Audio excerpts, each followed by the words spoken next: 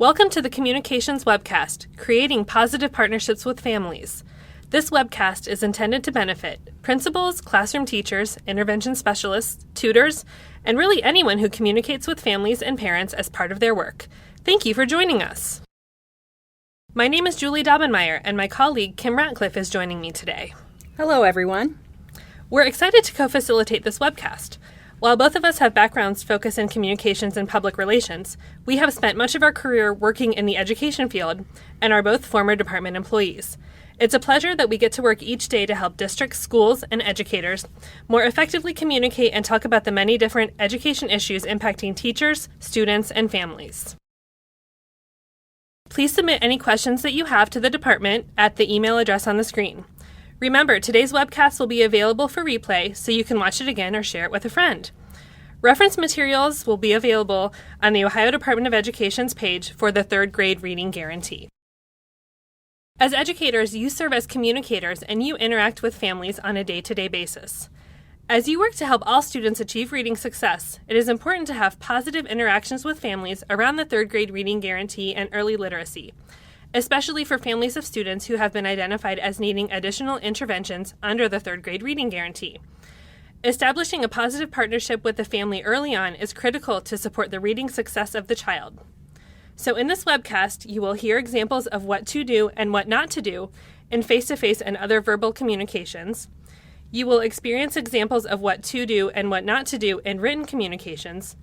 You will learn about the golden circle and how to reach family heads, hands, and hearts. And you will hear real-life case studies from families about interactions with their child's school and recommendations for how these interactions went well or could improve. Remember, you can submit questions, email thirdgradeguarantee@education.ohio.gov.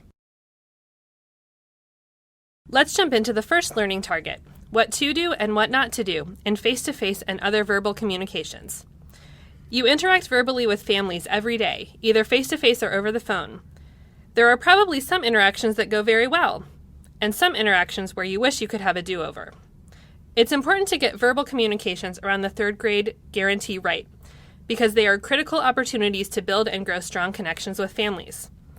Often, when families are receiving information about a student's reading level in kindergarten, this is their first real interaction with the school and the first opportunity for the school, principal, and teacher to establish a positive partnership. So what can you do to make sure you're setting the right tone? We're going to share two examples, one that was not as productive and one that was much more effective. Kim, you have a story to share about a phone conversation with a teacher that did not leave a very good impression, right? That's true, Julie. When my daughter was in kindergarten, our family was excited in all the ways that you would imagine for a kindergartner just starting school. Katie's our oldest child, so starting school was a huge milestone for all of us. We got all the classic first day of school photos, just like every family.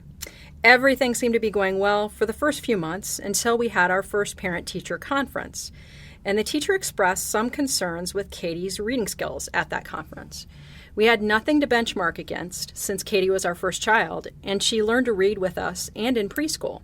We even sang to her and we read to her before she was born, and of course every day after school and at bedtime.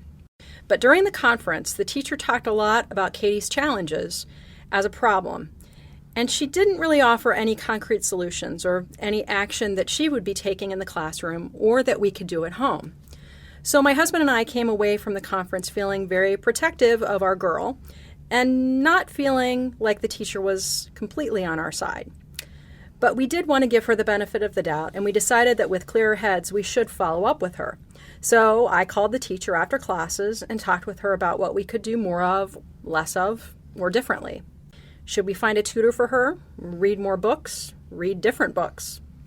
When I shared my questions, the teacher's immediate response was, I just don't think the cognition is there. So what was your response?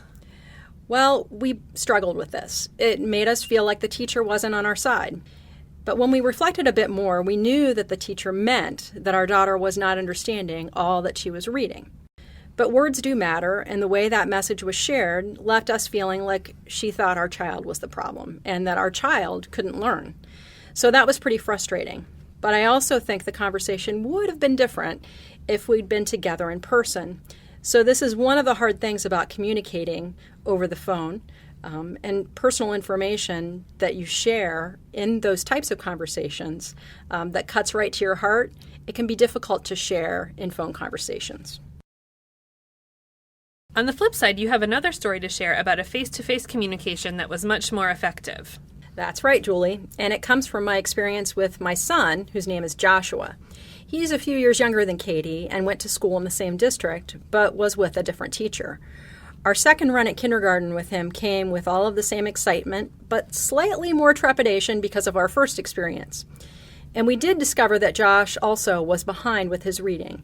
Yet, from the start, things were different. When we had our first parent-teacher conference with Josh's kindergarten teacher, she shared with us that it was her job to provide all of the right supports to challenge and support Joshua in being a successful reader.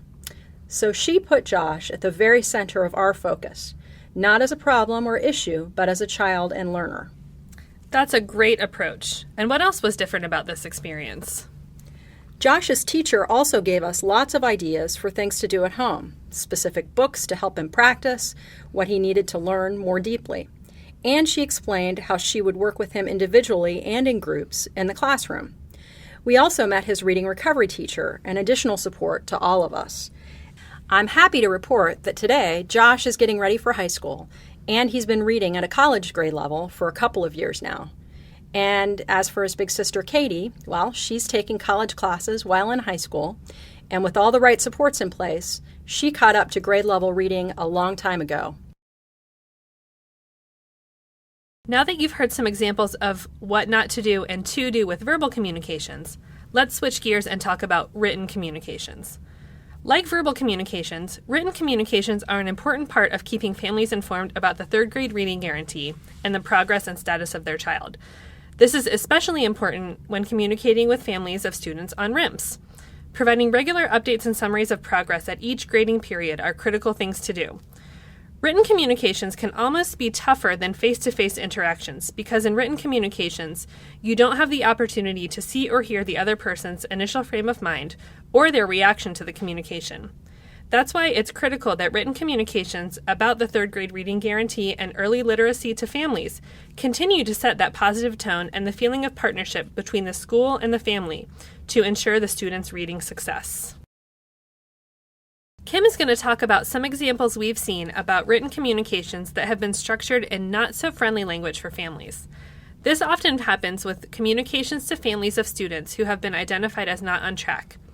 This is unfortunate because these are the families with whom it is most important to build a positive partnership in supporting the student, providing interventions, and helping the student get on track for reading. That's right, Julie. Imagine going out to your mailbox and receiving a letter from your child's school. And when you open it, the letter starts with, "in accordance with," and goes on to talk about a state law with a third grade reading guarantee, and the fact that your child has been identified as not on track and needing a reading improvement and monitoring plan. Imagine receiving this letter out of the blue with no advance notice. We've seen some examples of just this when schools communicate through letters around the third grade reading guarantee and students identified as not on track.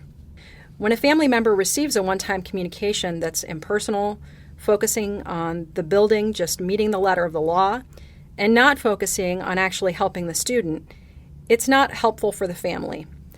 Letters like this example, sent home with no warning or follow-up, and with requests that the family member contact the teacher to learn more, feel bureaucratic and not centered on the student. There's an art to structuring written communications effectively, especially to those parents with students identified as not on track. For these parents, it is important to have regular communications, both in writing and face-to-face, to keep parents updated on the progress the child is making and the effectiveness of the supports put in place with the RIMP.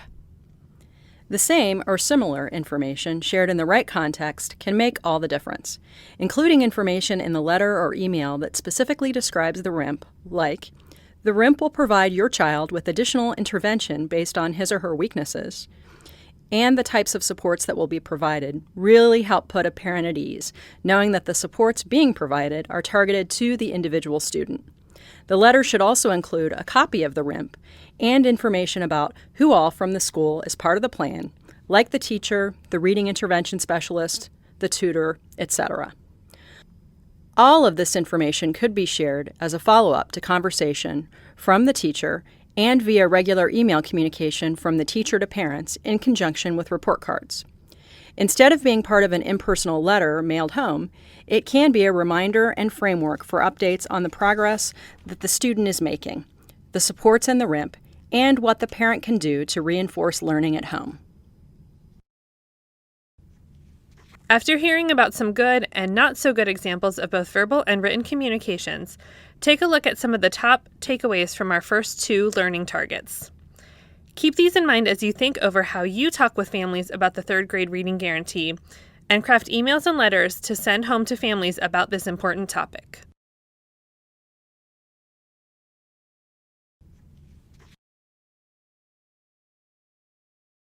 The next learning target focuses on the golden circle, how to keep students at the center, and how you can develop messages that reach the hearts, hands, and heads of families.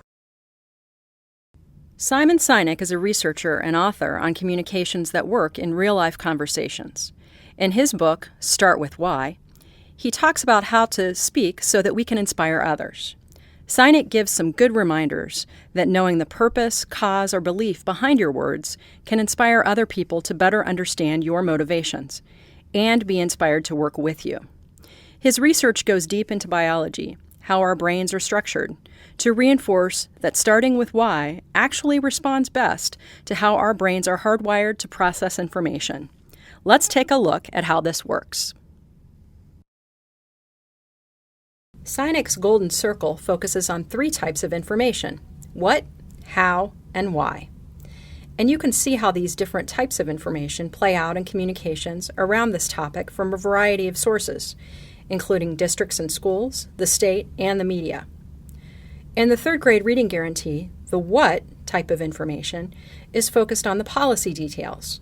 A lot of times you hear information about the what focused on the issues of student testing and retention. The how information is what I call the logistics. A lot of time, this is what schools are most focused on. It includes things like RIMPs, how to make sure teachers are credentialed to provide additional support, how to structure retention policies, and the like. The how connects the what with the why. It's the glue. And finally, the why information is what's really most important.